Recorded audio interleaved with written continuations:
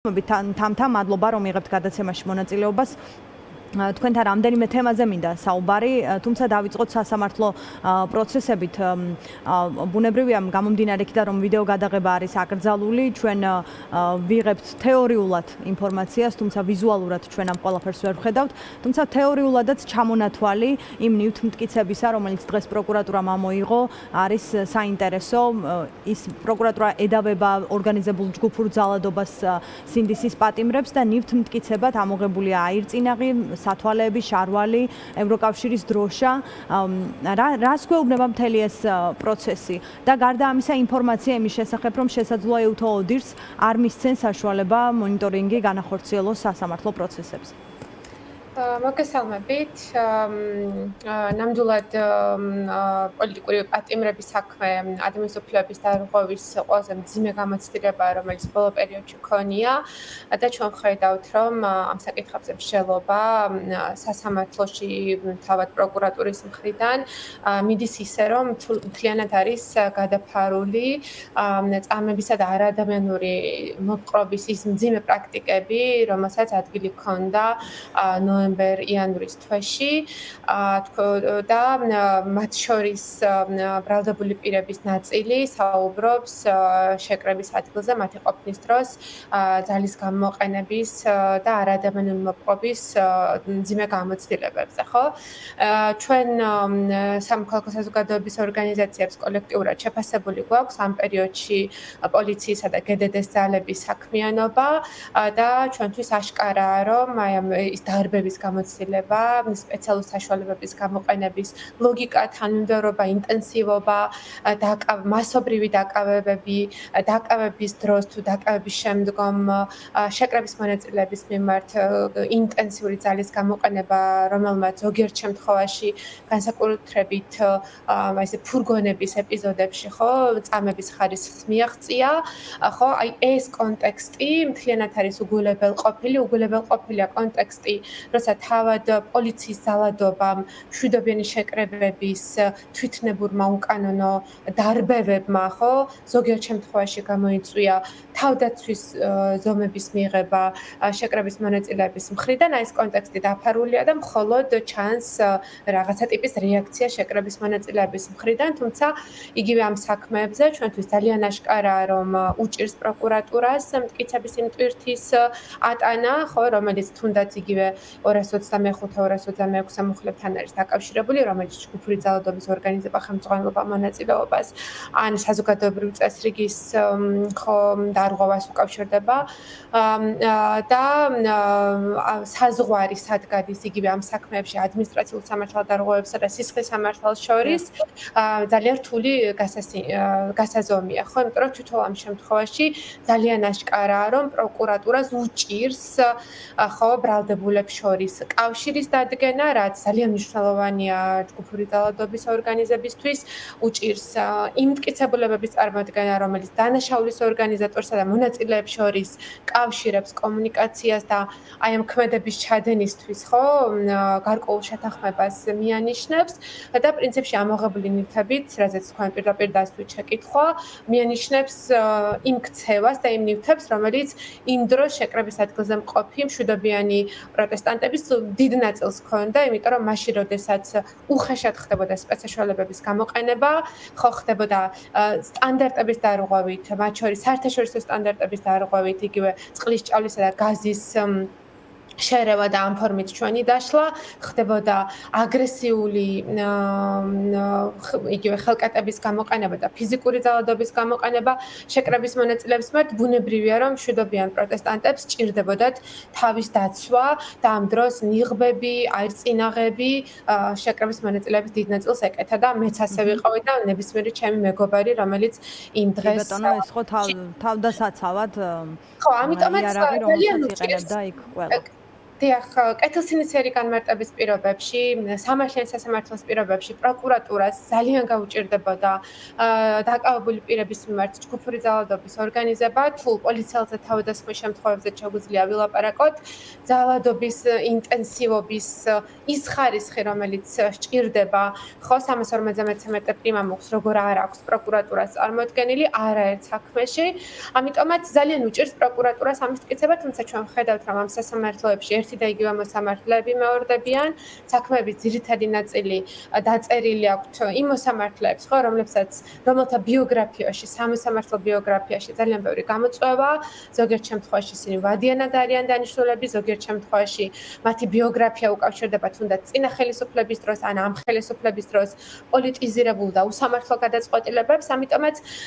იმ პირობებში, როდესაც პოლიტიკურმა რეჟიმმა სრულად დაიქვემდებარა სასამართლო და ახლა მას კომფორტის პირობებსაც უქმნის, მაღალი ხელფასებითა და გაზრდილი ხელფასებით მანამდე ეს დანამატების ფორმას ატარებდა თუ თავად ღია პროცესების დახურვით იმისთვის, რომ საზოგადოებრივი წნეხი, ბრაზი და საბოლოო სოლიდარობა, ხო, პოლიტიკური პატიმრების მიმართ არ შეიქმნას, ჩვენ ვხედავთ, რომ ერთი და იგივე რაღაცა ჯაჭვის მოსამართლეებს ეწარებათ ეს საქმეები და მიუხედავად იმისა, რომ პროკურატურას საკმარისი მტკიცებულებები არ აქვს, ხო, ჩვენ ველით, რომ იქნება ძალიან მძიმე და ნეგატიური გადაწყვეტილებები მიღებული. ამიტომაც ხო, სასამართლოს მდგომარეობა ძალიან მძიმეა, ასეთი ხარისხის პოლიტიზაცია, ასეთი ხარისხის მასობრივი უფლებების დარღვევა და უგულებელყოფა სასამართლოს მხრიდან ჩვენ ბოლო წლებში არ გვახსოვს, თუმცა ხო, ვართ ნამდვილად ამ რეალობაში, როცა ყველა სახელმწიფო ინსტიტუტი, მათ შორის სასამართლო სისტემა სრულად არის დაქვემდებარებული პოლიტიკურად და ბუნებრივია, რომ ადამიანები სრულად მარტოები და შიშვლები ვრჩებით უკვე აღმასრულებელი ხელისუფლებისთვის საპოლიციო ძალადობის წინაშე და ეს რეალობა ძალიან მძიმეა და ეს კიდევ ერთხელ არის მაჩვენებელი იმ აგრესიული ავტოკრატიზაციის, რომელსაც საქართველოში ვაკვირდებით ბოლო 2 წელია. თამთა, ასევე მინდა გკითხო და გადავიდეთ სხვა თემაზე, ეს უკვე შეეხება რეკომენდაციებს, რომელზეც თქვენ საუბრობდით ასევე სოციალურ ქსელში, რაც არის შესასრულებელი იმისთვის, რომ ქვეყნისთვის უვიზო რეჟიმის გაუქმება არ მოხდეს. ქართული ოცნება აპელირებს ერთ კონკრეტულ კანონზე, თან მანიპულაციით ის რაღაც სენტიმენტებით სარგებლობს, რაც შესაძლოა არსებობდეს საზოგადოებაში, თუმცა რა სიტყობს ევროკომისია არის სულ სხვა 8 ჩამონათვალი. არ ვიცი, შესაძლოა ნაკლებად, ასე ვთქვათ, ინფორმირება ხდება, თუმცა მაინც საჭიროდ მივიჩნევ, ვისაუბრობთ, რა არის შესასრულებელი, იმიტომ რომ ეს არის გამეორება ევროკომისიის დეკემბრის ანგარიშის და დეკემბრის შემდეგ კანონებიც უფრო მეტია, სადაც ადამიანის უფლებების დარღვევებზე შეგვიძლია ვისაუბროთ, დამრღვევ კანონებზე და გადაწყვეტილებებიც უფრო მეტია ამ გაზაფხულის განმავლობაში, სადაც შესაძლოა რეპრესიულ პოლიტიკაზეც ვისაუბროთ. რა სიტყობს ევროკომისია რეალურად ქართული ოცნებისგან? დიახ, ხო, მეჩვენება, რომ ამ საკითხზე მსჯელობას ნიუანსურობა აკლია, რა თქმა უნდა, ამას ქართული ოცნება სპეციალურად აკეთებს, თუმცა მგონია, რომ ასევე აქეთ მხრიდან, ხო, ვიზის მექანიზმთან დაკავშირებით გარკვეული სიზუსტეები გვაკლია მსჯელობაში. ხო, ჩვენ ერთმანეთსაგან უნდა განვასხვაოთ მოლაპარაკებების გახსნის პროცესი და ამასთან მიმართებით, ხო, გაფართოების ანგარიში, რომელიც უფრო ყოვლისმომცველია, ის უკვე კანდიდატის სტატუსის მქონე სახელმწიფოებს უფრო მაღალი დონის რეკომენდაციებს წარუდგენს და აქ საქართველოს მთელი რიგი რეკომენდაციები მიემართება, რომელიც ნამდვილად ფუნდამენტურ ცვლილებებს ითხოვს რეფორმებში და ხო, ეს სრულად სხვა ხარისხის რეკომენდაციებია, მაგრამ მეორეს მხრივ ის, რაც ვიზა ლიბერალიზაციის საკითხს უკავშირდება და შესაბამის მექანიზმებს, ხო, ჩვენ გვაქვს წინა წელს მიღებული რეკომენდაციები საქართველოზე, რომელიც 8 პუნქტიანი შეფასებებია და რეკომენდაციებია და მათ შორის აქ ჩვენ დავინახავთ ისეთ ზოგადად ჩანაწერებს, რომელიც უკავშირდება საბაზისო და ფუნდამენტური უფლებების დაცვა, შეკრების, გაერთიანების, გამოხატვის, პირადი ცხოვრების დისკრიმინაციის აკრძალვის საკითხებზე. თუმცა აქ ამის მიღმა, ვთქვათ, ნამდვილად არის პირდაპირ დასახელებული ევროკავშირის მხრიდან რუსული კანონი, რომელიც სამოქალაქო საზოგადოების წინააღმდეგ არის მართული და ეგრეთ წოდებული ოჯახური ღირებულებების და არასრულწლოვანთა დაცვის შესახებ კანონი, თუმცა ამის მიღმა ჩვენ აქ შევხვდებით სხვა ძალიან ტექნიკური შინაარსის ჩანაწერებს, რომელიც უკავშირდება მაგალითად ვიზის მოთხოვნას იმ ქვეყნების შემთხვევებში, რომელთანაც არარეგულარული მიგრაცია და უსაფრთხოების რისკები მაღალია. ეს უკავშირდება მათ შორის ცენტრალურ აზიას, ვთქვათ, იგივე ჩინეთს, რომელთანაც ღია სავიზო რეჟიმი დაამყარა აქ მოუწნებამ. ეს არის უსაფრთხოების მეტი მექანიზმების შემოღება თავშესაფრის მაძიებელი პირებისთვის და არალეგალური ცხოვრების შემცირებისკენ მიმართული კანონმდებლობის გაუმჯობესება. ეს არის ანტიკორუფციული სტრატეგიის და სამოქმედო გეგმის დახვეწა და ზოგადად ანტიკორუფციული ბიუროს საქმიანობაში უფრო მეტი დამოუკიდებლობის გარანტიების მიღება, პერსონალური მონაცემების დაცვის საკითხები და ასე შემდეგ. ხო, საერთოდ ჯამში რომ თქვათ, ეს არის მინიმალური სტანდარტები, რომელსაც უნდა აკმაყოფილებდეს ქვეყანა, რომ ჰქონდეს მას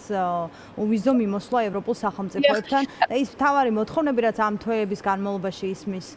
ქართული ოცნების მიმართ, არჩევნების ჩანიშნეთ რაღაც მასშტაბური ცვლილებები თუ გადაწყვეტილებები მოთხოვნილი არ არის. მინიმალურზე ამბობს ქართული ოცნება უარს, ასე გამოდის? დიახ, ზუსტად ასეა. ანუ ეს მოთხოვნები, რომელიც მე სპეციალურად ჩამოთვალე იმისთვის, რომ ესე დამკვირვებელს ხო, ჩვეულებრივ მოქალაქეს ინფორმაცია მივაწოდოთ სპეკულაციის გარეშე. რეალურად დღეს რის საპირწონეთაც სავიზო რეჟიმის გაუქმების და შეჩერების საკითხი საქართველოსთან დაკავშირებით დგას, ის მოთხოვნები არის ძალიან მინიმალური. შეიძლება გარკვეულწილად პროტესტში ჩართული მოქალაქეები, ოპოზიციურად განწყობილი მოქალაქეები უკმაყოფილოებით დარჩნენ აი ამ რეკომენდაციების შინაარსებით, მაგრამ კიდევ ერთხელ ჩვენ ეს ორი საკითხი ერთმანეთისაგან უნდა განვესხვავოთ. თავისუფალი სამიზო მიმოსვლა ევროკავშირს სხვა სახელმწიფოებთანაც აქვს, მარტო ევროკავშირის გაფართოების ქვეშ ვინც ვექცევით, ესე სახელმწიფოები არ არიან. ხო, მარტო აღმოსავლეთ ევროპა არ არის, ან მაგალითად დასავლეთ ბალკანეთის ქვეყნები, აქ შეიძლება აზიისა და ლათინური ამერიკის ქვეყნებიც კი დავინახოთ, ხო, ჩრდილოეთ ამერიკის ქვეყნები. ამიტომ ვიზა ლიბერალიზაციის პირობები უფრო რბილია, უფრო დაბალია და დღეს ჩვენ ევროკავშირი როცა გთხოვს რომ იცით მაჩვენეთ გარკვეული ძალისხმევა ამ რეკომენდაციების მიმართულებით, ხო? ეს რეკომენდაციები საკმაოდ სუსტია, ის არ უკავშირდება ახალ არჩევნებს, არ უკავშირდება პოლიტპატიმრების გათავისუფლების საკითხს, არ უკავშირდება სისტემურ რეფორმებს. ხო, ეს არის ძალიან საბაზისო სამართლებრივ სახელმწიფოსთვის დამახასიათებელი ხო მოთხოვნები და ქართული ოცნება დღეს სპეკულირებს ისევ ომის თემით, რომელიც საერთოდ არ არის ვიზასთან დაკავშირებული საკითხი, იმიტომ რომ ის საერთოდ ევროკავშირს უსაფრთხოების საკითხები არ უკავშირდება, თქვენიცით რომ ის პირველ რიგში ეკონომიკური და პოლიტიკური ტიპის გაერთიანება, ის თავდაცვითი გაერთიანება არ არის, ამიტომ აი ამ საკითხების დაკავშირება ევროკავშირის თეორიებს გვთავაზობს მზადყოფნის გამოთქმის ნაცვლად, რომ აი ამ სტანდარტებს დააკმაყოფილებს. და როცა ჩვენ სწორედ იმის გამო, რომ ქართული ოცნება ამ საბაზისო ფუნდამენტურ სტანდარტურ რეკომენდაციების შესრულებაზე დემონსტრაციულ უარს ამბობს, აი ნახეთ კიდევ ერთხელ მინდა ვთქვა, რომ კანონი, რაზეც უთითებს ქართული ოცნება, რუსული კანონი და ფაშისტური ანტი-LGBT კანონი, ხო? ამ ორ კანონს ქართული ოცნება არ იყენებს. ეს ორი კანონი, ამ კანონებს აქვს უსხავი ეფექტი სამოქალაქო საზოგადოებაზეც და იგივე LGBT ადამიანებისთვის ძალიან მძიმე შესაძლებლობები და უფლებები ჩამოართვა LGBT თემს ამ კანონმა, მათ შორის იგივე ტრანსგენდერ ადამიანებს საბაზისო ჯანდაცვის სერვისებზე წაართვა ამ კანონმა, ხო, წვდომა, ამაზე ჩვენ უნდა ვილაპარაკოთ, იმიტომ რომ ეს რაღაცა ტიპის ტაბუთ იქცა, რომელსაც არც ერთი ჯგუფი არ შლის და მე არ მგონია, რომ ჩვენი საზოგადოება იმდენად დეჰუმანიზებული იყოს, რომ ცალკეული ადამიანებისთვის სასიცოცხლო ჯანდაცვის რესურსებზე, რაც თერაპია, რომელიც სასიცოცხლო ჭირდება ტრანსგენდერ თემს, ამას ეს არაინტერესებდეს და მიაჩნდეს, რომ ეს ნორმალურია, ამაზეც მგონია, რომ დუმილი არასწორია, მაგრამ თუნდაც ამ ორ კანონს არსებითად რო შევხედოთ, დღეს ეს ორი კანონი ძირეულად არ არის აღსრულებული და იმ კანონებზე, რომელსაც ის არ აღასრულებს, ამ კანონების საკითხზეც კი ის უმკომპრომისობას აჩვენებს. და რატომ? იმიტომ რომ მას უნდა რომ ვიზა შეჩერდეს, მას უნდა რომ სრულად გაწყვეს, ფორმალურად გაწყვეს ევროკავშირთან ურთიერთობები და მას საბოლოოდ უნდა რომ ის ეკონომიკურ და სოციალური შესაძლებლობები, განვითარების შესაძლებლობები, რომელიც ჩვენთვის მოქალაქეებისთვის უკავშირდება ევროკავშირს, ეს გაქრეს, იმიტომ რომ ჩვენ უფრო მეტად გავღარიბდეთ, ჩვენ ალტერნატივები აღარ გქონდეს მადლობა თამთა. და და კონტროლი გაუადვილდეს. მადლობა თამთა მიქელაძე იყო ჩვენი გადაცემის სტუმარი, რომელიც